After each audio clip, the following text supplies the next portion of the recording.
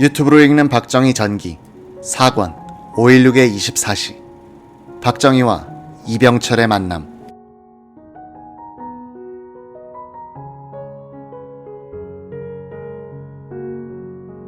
삼성물산 사장 이병철은 1961년 6월 27일 박정희 부의장과 나눈 대화를 상세히 기록해두었다. 그는 부정축제자 11명의 처벌 문제에 대한 나의 의견을 물었다. 나는 부정축제 제1호로 지목되고 있는데 어디서부터 말문을 열 것인가. 한동안 침묵이 흘렀다. 박 부의장은 어떤 이야기를 해도 좋으니 기탄 없이 말해주십시오 라고 재촉했다. 어느 정도 마음이 가라앉았다. 소신을 솔직하게 말하기로 했다.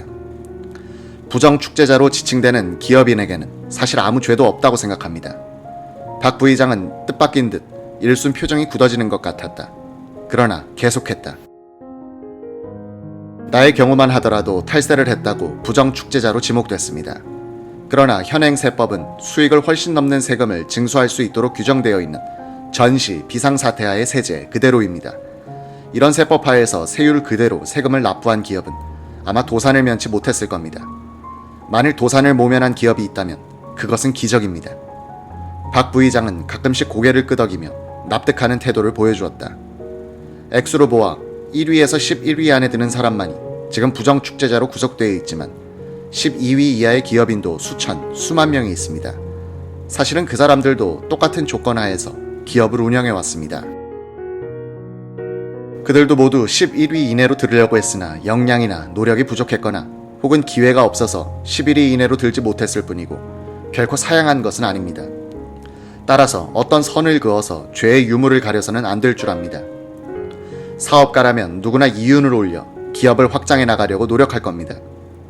말하자면 기업을 잘 운영하여 그것을 키워온 사람은 부정축제자로 처벌 대상이 되고 원 조금이나 은행 융자를 배정받아서 그것을 낭비한 사람에게는 죄가 없다고 한다면 기업의 자유경쟁이라는 원칙에도 어긋납니다. 부정축제자 처벌에 어떠한 정치적 의미가 있는지 알 길이 없지만 어디까지나 기업을 경영하는 사람의 처지에서 말씀드렸을 뿐입니다. 박 부의장은 그렇다면 어떻게 했으면 좋겠느냐고 물었다. 나는 이렇게 대답했다. 기업하는 사람의 본분은 많은 사업을 일으켜 많은 사람들에게 일자리를 제공하면서 그 생계를 보장해주는 한편 세금을 납부하여 그 예산으로 국토 방위는 물론이고 정부 운용, 국민 교육, 도로 항만시설 등 국가 운영을 뒷받침하는 데 있다고 생각합니다. 이른바 부정축제자를 처벌한다면 그 결과는 경제 위축으로 나타날 겁니다. 이렇게 되면 당장 세수가 줄어 국가 운영이 타격을 받을 것입니다. 오히려 경제인들에게 경제 건설의 이익을 담당하게 하는 것이 국가의 이익이 될 줄 압니다. 박 부의장은 한동안 내 말을 감동 깊게 듣는 것 같았으나 그렇게 되면 국민들이 납득하지 않을 것이라고 했다. 나는 국가의 대본에 필요하다면 국민을 납득시키는 것이 정치가 아니겠느냐고 말했다. 한동안 신뢰는 침묵에 빠졌다. 잠시 후 미소를 띤 박 부의장은 다시 한번 만날 기회를 줄 수 없겠느냐고 하면서 거처를 물었다. 메트로 호텔에서 연금 상태에 있다고 했더니 잠옷 놀라는 기색이었다. 이튿날 아침 이병희 서울 분실장이 찾아오더니 이제 집으로 돌아가도 좋다고 했다. 다른 경제인들도 전원 석방되었느냐고 물었더니 아직 그대로라는 것이다. 그들은 모두 나와 친한 사람들일 뿐 아니라 부정축제자 1호인 나만 호텔에 있다가 먼저 나가면 후일에 그 동지들을 무슨 면목으로 대하겠는가. 나도 그들과 함께 나가겠다고 거절했다. 박정희는 최고회의 법사위원장 이석재를 불렀다. 경제인들은 이제 그만했으면 정신 차렸을 텐데 풀어주지. 안 됩니다. 아직 정신 못 차렸습니다. 이 사람아, 이제부터 우리가 권력을 잡았으면 국민을 배불리 먹여 살려야 될 것 아닌가. 우리가 이북만도 못한 경제력을 가지고 어떻게 할 작정인가. 그래도 드럼통 두드려서 다른 거라도 만들어 본 사람들이 그 사람들 아닌가. 그만치 정신 차리게 했으면 되었으니 이제부터는 국가의 경제 부흥에 그 사람들이 일 좀 하도록 써먹자. 이석재는 박 부의장의 이 말에 반론을 펼 수 없었다. 다음날 이석재는 최고회의 회의실에 석방된 기업인들을 모아놓고 엄포를 놓았다고 한다. 차고 있던 큼지막한 리볼버, 권총을 뽑아들더니 책상 위에 꽝 소리가 날 정도로 내려놓고는 이런 말을 했다고 한다. 나는 여러분들을 석방시키는 일에 반대했습니다. 그런데도 박 부의장께서 내놓으라고 하니 내놓습니다. 그러나 앞으로 원조 물자, 국가 예산으로 또다시 장난치면 내 다음 세대, 내 후배 군인들 중에서 나 같은 놈들이 나와서 다 쏴 죽일 겁니다. 6월 29일 아침 이병철 사장이 묵고 있던 메트로 호텔을 찾아온 이병희 정보부 부실장은 기업인들이 전원 석방됐다고 알려줬다. 이병철도 홀가분한 마음으로 집으로 돌아갔다. 이병철은 중앙공보관에서 기자회견을 자청한 후 국민을 빈곤으로부터 구하고 나라를 공산 침략으로부터 구하기 위해서 모든 재산을 바치겠다고 다짐한 것으로 보도됐다.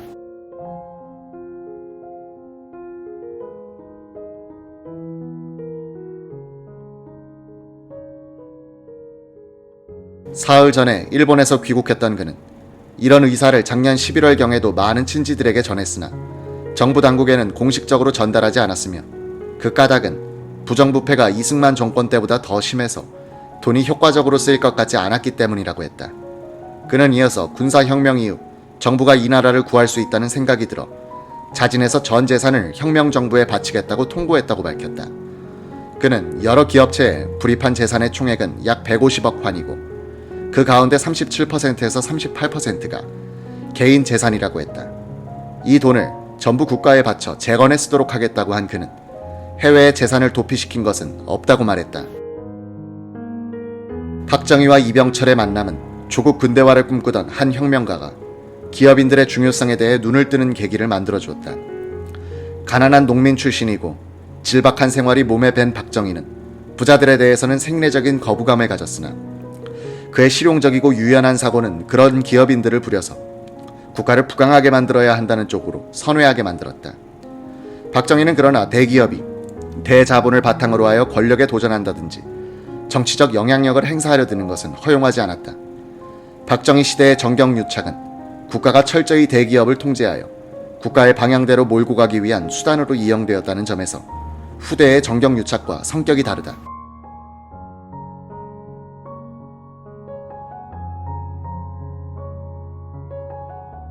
6월 8일 대법원 감독관으로 파견된 홍필용 대령은 대법관 전원을 해임했다고 확인해줬다. 홍 대령은 또한 근무지에 5년 이상 근무한 법원 서기에 대해서는 전국적인 인사교류를 하고 축첩자와 고령자에 대해서는 해임 등의 방법으로 인사의 신진대사를 기하도록 하겠다고 말했다. 6월 10일 현재 내무부 산하에서만 축첩, 즉 첩을 둔 공무원 510명이 쫓겨났다. 이날 최고회의는 최고회의법, 중앙정보부법, 농어촌, 고리채법을 공포하고 국가재건 범국민운동본부장에 유진호 고려대 총장을 임명했다. 농어촌 고리채는 연 2할 이상을 의미하는데 채무자가 신고하면 채권자에게 7년간 분할 상환하도록 규정했다. 인간관계가 고착된 농촌사회에서는 이 법의 취지대로 신고, 정리되기에 어려움이 있었다. 6월 12일 오후 국가재건 최고회의는 7명의 상임위원장을 임명했다. 법제사법위원장의 이석재 중령, 내무위원장의 오치성 대령, 외무국방위원장의 유양수 소장, 재정경제위원장의 이주일 소장, 문교사회위원장의 송찬호 준장, 교통체신위원장의 김윤근 해병준장, 운영기획위 원장의 김동하 해병소장. 최고 권력기구인 최고회의를 실질적으로 이끌어갈 상임위원장으로 해병대 장성이 2사람 발탁된 것은 5.16의 성공에 결정적으로 기여한 공이 인정된 때문으로 생각된다. 정부는 이날 미국 조지 워싱턴 대학에서 공부하고 있던 송효찬 전 육군 참모총장을 국방장관으로 임명했다. 송 장군은 4.19 혁명 직후 박정희, 김종필이 주동한 정군운동의 소용돌이에 휘말려 육군 참모총장에서 물러나 도미했었다. 그는 5.16 거사 소식을 듣자마자 혁명을 지지한다는 성명을 발표해 외신을 통해 국내에 알려졌었다. 혁명의 성공 여부가 확실하지 않을 때 태도를 분명히 한 그에 대해서 혁명 주체들은 상당한 평가를 했던 것이다. 6월 14일 발표된 통계에 따르면 미국의 1960년도 대외 원조액은 45억 달러인데 인도가 가장 많은 원조 수혜국이고 한국은 2억 4천여만 달러로 2위였다. 이날 램리처 미 합참의장과 맥나마라 국방장관은 미 상원 외교분과위원회에서 증언하는 가운데 60만 한국군과 함께 근무하는 6만 5천 명의 주한미군은 1인당 7,000달러를 쓰고 있다면서 한국에 대한 군원의 계속을 옹호했다. 이 날짜 영자신문 코리안 리퍼블릭에 프랭크 W. 스코필드 박사의 기고문이 실려 화제가 됐다. 캐나다 사람인 스코필드는 일제시대의 한국에 살면서 3.1운동 때 우리 편을 들어 34인 중에 한 사람이라는 별명을 얻었다. 특히 일제에 의한 수원 제암리교회 학살 사건을 조사하여 이를 해외에 알리는 데 결정적인 역할을 한 분이다. 그는 4.19 혁명도 지지했었다. 박사는 코리안 리퍼블릭에 실린 기고문을 통해서 한국인에게 따끔한 충고를 해줬다. 한 나라가 건강해지려면 그 국민들이 정직해야 한다. 한국에서 민주주의가 실패한 것이 아니다. 민주주의를 실천하려는 노력이 한 번도 없었다. 오늘날 피동적으로 가해지고 있는 군대의 기강이 국민의 마음속에 침투되어 그들의 마음속에 자발적인 도의 정신으로 확립되는 날, 한국에서 비로소 민주주의는 기회를 갖게 될 것이다. 오늘날 한국이 당면한 가장 어려운 문제는 정실인사, 휘발유 빼먹기, 깡패, 탈세, 병역 기피, 졸업장 위조 같은 부패를 숙청하는 일이다.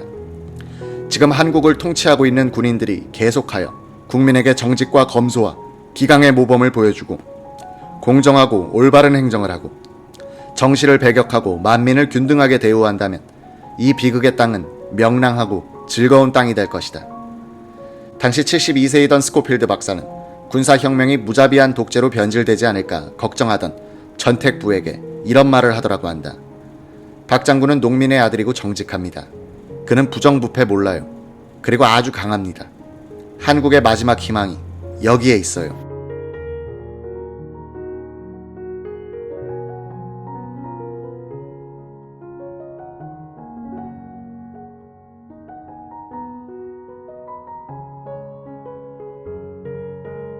전택부는 일제의 탄압과 이승만 독재에 반대한 이 노인이 왜 박정희를 좋아하게 되었는지는 몰랐지만 일단 그의 박정희관을 받아들여 보기로 했다고 한다.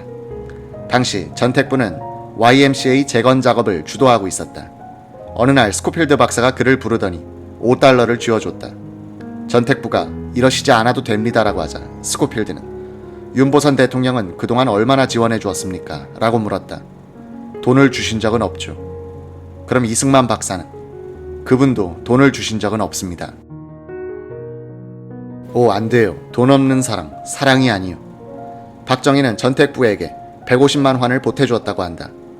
반골로인 스코필드 박사는 그 뒤에도 박정희를 지지하면서 충고하는 한편 구 정치인들을 비판하는 입장을 취한다. 6월 15일 정부는 농업은행과 농협을 통합하라고 농림부에 지시했다. 신용과 사업을 유기적으로 연결시켜야 농촌 경제에 실질적인 도움을 줄 수 있다는 이유에서였다.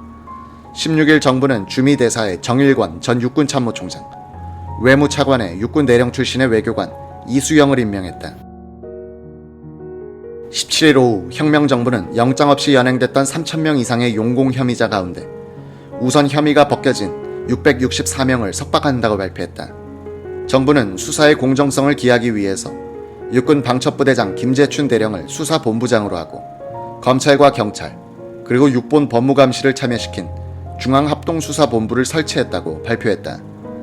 6월 17일 현재 지난 한 달 사이 혁명정부에 의하여 정리된 공무원들은 약 2만 명에 달했다.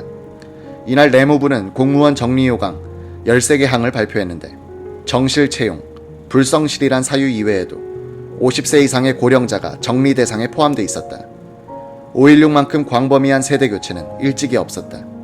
19일 혁명정부는 병역 미필자를 공직에서 추방하는 내용의 특별조치법을 의결했다.